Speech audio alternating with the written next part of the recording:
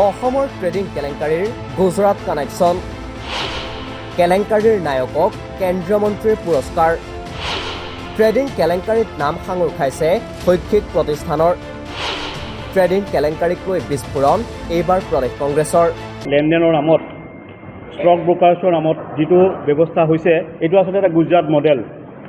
এই গুজৰাট মডেলত আমি যি অভিযোগ পাইছোঁ যে অসমত দীপাংকৰ বৰ্মনকে ধৰি যিমানবোৰে এই ধৰণৰ অবৈধ ব্যৱসায়ৰ যোগেদি বিত্তীয় ব্যৱস্থাৰ বিত্তীয় লেনদেনৰ যোগেদি মানুহক লুটপাট চলালে অভিযোগ মতে ৭,০০০ কোটি টকা দীপাংকৰ বৰ্মনে যি লুট কৰি পলাই গৈছে সেই দীপাংকৰ বৰ্মনে গুজৰাটৰ ক্ৰেডিট ব্লু নামৰ কোম্পানীটোৰ লগত যোগাযোগ কৰিছিল আৰু তাৰ পৰাই তেওঁ প্ৰশিক্ষণ লৈছিলে আমি পোৱা অভিযোগ মতে।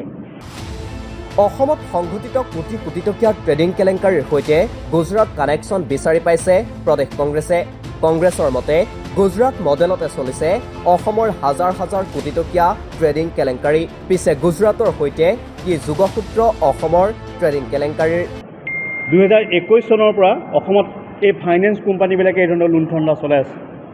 আপুনি দীপাংকৰ বৰ্মনৰ যিটো কোম্পানী সেই কোম্পানীটোৰ বিৰুদ্ধে কোনো ধৰণৰ ব্যৱস্থা গ্ৰহণ কৰা কিয় নহ'ল? কি কাৰণে DB ষ্টক ব্ৰকাৰ্ছ লিমিটেডক এতিয়ালৈকে যিজন মেইন মানুহ তেওঁক গ্ৰেপ্তাৰ কৰিব পৰা নাইকিয়া? ED কিয় লগোৱা নাইকিয়া? সেবি কিয় মনে মনে থাকিলে? আৰু এই সমগ্ৰ বিষয়টো চাবলৈ national stock exchange of India চমুকৈ NSE নামৰ এটা সংস্থা আছিলে। এই সংস্থাটোৱে গুজৰাটত এই ধৰণৰ কেলেংকাৰী হ'বলৈ কিয় দিলে? গুজৰাটত এই কেলেংকাৰীৰ লগত স্মৃতি ইৰাণী আপোনালোকক এখন ফটো দেখাইছোঁ মই যে যিকেইজন মেইন অভিযুক্ত আছিলে যিসকল জেলত আছে এতিয়া। ট্ৰেডিং বুলৰ বিৰুদ্ধে ব্যৱস্থা নল'লে সেবি অথবা NSE তাৰ সলনি কেলেংকাৰীৰ নায়কক পুৰস্কৃতহে কৰিলে কেন্দ্ৰীয় মন্ত্ৰী স্মৃতি ইৰাণীয়ে। গুজৰাটত এই কেলেংকাৰীৰ লগত স্মৃতি ইৰাণী আপোনালোকক এখন ফটো দেখাইছোঁ মই যে যিকেইজন মেইন অভিযুক্ত আছিলে যিসকল জেলত আছে এতিয়া সেইসকল লোকৰ লগত স্মৃতি ইৰাণীৰ ফটো আছে। স্মৃতি ইৰাণী তেওঁলোকক পুৰস্কৃত কৰিছে। অসমতো তেনেকুৱা ফটো আমাৰ সন্মানীয় বিৰোধী দলৰ নেতা দেৱব্ৰত শইকীয়াই দেখুৱাব যে যোনটো গ্ৰুপে পৃষ্ঠপোষক কৰিছিলে দীপাংকৰ বৰ্মনৰ এই DB ব্ৰকাৰ্ছক সেই গ্ৰুপে কেনেধৰণে মুখ্যমন্ত্ৰীৰ সাহায্য বুজিলে পুঁজি দিছিলে। গুজৰাটৰ ক্ৰেডিট বুলৰ দৰে অসমৰ ট্ৰেডিং কেলেংকাৰীৰ জাল পাতিছিল দীপাংকৰ বৰ্মন অথবা বিশাল ফুকনৰ দৰে প্ৰবঞ্চকে। কিন্তু ৭,০০০ কোটি টকাৰ কেলেংকাৰী কৰা দীপাংকৰ বৰ্মনক কিয় আজিলৈকে গ্ৰেপ্তাৰ কৰিব পৰা নাই আৰক্ষীয়ে? প্ৰশ্ন বিৰোধী দলপতি দেৱব্ৰত শইকীয়াৰ। আপোনালোকক শ্বেয়াৰ কৰিম যিখন আইনত বহুত কথাই উল্লেখ আছে। ঠিক তেনেকৈ যদিহে আপত্তিজনক কথা হয় তেতিয়াহ'লে এই আইনখনত অধিকাৰ দিয়া আছে যে যিবিলাক কোম্পানীয়ে এনেকুৱা কাম কৰিছে তেওঁলোকৰ যিবিলাক এছেট আছে সেই এছেটবিলাক ফ্ৰিজ কৰিব লাগে, অৰ্থাৎ সা সম্পত্তি জব্দ কৰিব লাগে। এতিয়া কোনটো প্ৰতিষ্ঠানৰ এনেকুৱা কাম হোৱাৰ কাৰণে অসম চৰকাৰে জব্দ কৰিছে এইটো এটা প্ৰশ্ন। তেওঁলোকে এতিয়া কিছুমান কথা হাচাপ কৰিবলৈ কিজানি আইনখন নপঢ়ি পেলাই SIT বনাই দিয়ে, CIDক দিয়ে। এইবিলাক দিবলৈ কি অৰ্থ আছে? কাৰোবাক বচাবলৈ নেকি? এইটো প্ৰশ্ন মই চৰকাৰক সুধিব বিচাৰিছোঁ।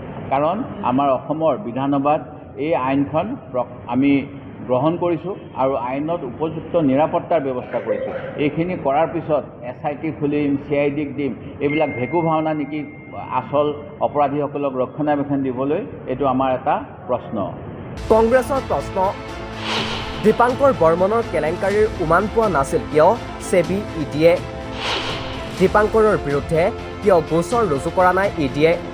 কংগ্ৰেছৰ বিস্ফোৰক অভিযোগ, দীপাংকৰৰ দৰে প্ৰবঞ্চকক পৃষ্ঠপোষকতা কৰিছে ব্যক্তিগত শিক্ষানুষ্ঠানে। ৰয়েল গ্লোবেল ইউনিভাৰ্চিটিৰ লগত নেক্সাছ DB ষ্টক ব্ৰকিঙৰ। গুৱাহাটীত যিটো DB ট্ৰেডিঙৰ কথা ক'লে 2018 চনৰ পৰা এই কোম্পানীটোৱে গুৱাহাটীত এটা অফিচ লৈ থৈছে। এই অফিচটো আছে চেণ্টাৰ পইণ্টত, উলুবাৰীত যিটো চেণ্টাৰ পইণ্ট বিল্ডিং, এই চেণ্টাৰ পইণ্ট বিল্ডিঙত। আৰু চেণ্টাৰ পইণ্ট বিল্ডিংটোৰ যিটো 5th floor Bora service Angel broking নামৰ এটা প্ৰতিষ্ঠানৰ আৰু ইয়াৰ স্বত্বাধিকাৰ যিজন তেখেত এজন চাৰ্টাৰ্ড একাউণ্টেণ্ট। চাৰ্টাৰ্ড একাউণ্টেণ্ট হ'লে মানে নিশ্চিতভাৱে তেখেতসকলে বিশেষজ্ঞ অৰ্থনীতি বিষয়ক আৰু তেওঁলোকে এইবিলাক কথা জানে। যিটো এঞ্জেল ব্ৰকিং তাৰ এইটো হ'ল ৰয়েল গ্লোবেল যিটো স্কুল বা ইউনিভাৰ্চিটি তেওঁলোকৰ এইটো সম্পত্তি। ইয়াৰ পৰাই DB কিবা ষ্টক নে কিবা সেই কোম্পানীটোৱে অসমৰ জনগণক হাজাৰ হাজাৰ কোটি টকাৰ লুণ্ঠন চলাই গৈছে। আৰু এই DB ষ্টক ব্ৰকিঙে DB stock broking and royal global university Guwahati present ঐক্যম, এইটো তেখেতসকলৰ ছ'চিয়েল মিডিয়াত ফটো আছে। ৰয়েল গ্ল'বেল ইউনিভাৰ্চিটিৰ লগত তেওঁলোকে কলাবৰেশ্যনো কৰিছে। তেওঁলোকে ইয়াত কলাবৰেশ্যন কৰাই নহয়, এটা MOU চাইন কৰিছে ৰয়েল গ্ল'বেল ইউনিভাৰ্চিটি আৰু DB ষ্টকিঙে, যিটো আপোনালোকক মই শ্বেয়াৰ কৰিম এই গোটেইবিলাক তথ্য। এইটো 1 মাৰ্চত হৈছিল। ইফালে অনলাইন ট্ৰেডিঙৰ নামত হাজাৰ হাজাৰ কোটি টকাৰ কেলেংকাৰী সংঘটিত কৰা প্ৰতিষ্ঠানে মুখ্যমন্ত্ৰীৰ সাহায্য পুঁজিলৈ বৰঙণি আগবঢ়াই অহাক লৈ প্ৰশ্ন কৰে কংগ্ৰেছে। কংগ্ৰেছৰ প্ৰশ্ন, দীপাংকৰ বৰ্মনৰ দৰে প্ৰবঞ্চকক গুজৰাট ষ্টাইলত বিদেশলৈ পলাই যোৱাৰ সুবিধা কৰি দিছে নেকি খুদ চৰকাৰে? এই সন্দৰ্ভত মুখ্যমন্ত্ৰীক শ্বেতপত্ৰ প্ৰকাশৰো দাবী কংগ্ৰেছৰ। কিন্তু এখন ইউনিভাৰ্চিটিয়ে ফাইনেন্সিয়েল লিটাৰেচি কৰিবলৈ এইটো কেনেকুৱা লিটাৰেচি কৰিলে যিটো হাজাৰ হাজাৰ কোটি টকা লুণ্ঠন কৰিলে, এই কথাটোও আমাক অসম চৰকাৰৰ ফালৰ পৰা হায়াৰ এডুকেশ্যনে কওক, পুলিচ বিভাগে কওক, মুখ্যমন্ত্ৰীয়ে নিজেও কেতিয়াবা ফেচবুক লাইভ আহে, এইবিলাক কথা ক'ব লাগে। ঠিক তেনেকৈ মুখ্যমন্ত্ৰী সাহায্য এই সংস্থাকেইটাই মুখ্যমন্ত্ৰীৰ সাহায্য পুঁজিত বহুত ডনেশ্যন দিছে। এই ডনেশ্যনবিলাক কি এনেকুৱা ৰাইজৰ মানে কোনোবা এটা গান জনপ্ৰিয় হৈছিলে যে কিবা চামুচেদি নে কি বেলচা মাৰি চামুচেদি দিয়া, এনেকুৱা আমাক গোটেই গাঁৱৰ মানুহবিলাকক বেলচা মাৰিছে আৰু চামুচেদি এয়া মুখ্যমন্ত্ৰী সাহায্য পুঁজিত তেওঁলোকে সাহায্য দিছে নেকি, এইটো আমাৰ প্ৰশ্ন।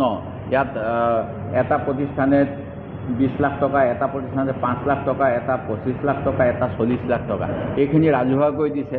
আৰু যদি গোপনীয়ভাৱেও দিছে আমিতো ক'ব নোৱাৰিম সেইবিলাক কথা। যিখিনি আমি পাব্লিক ডমেইনত পাইছোঁ সেইখিনি আজি আপোনালোকৰ আগত উল্লেখ কৰিছোঁ। নিউজ ডেস্ক ৰিপৰ্ট, দি ক্ৰছ কাৰেণ্ট।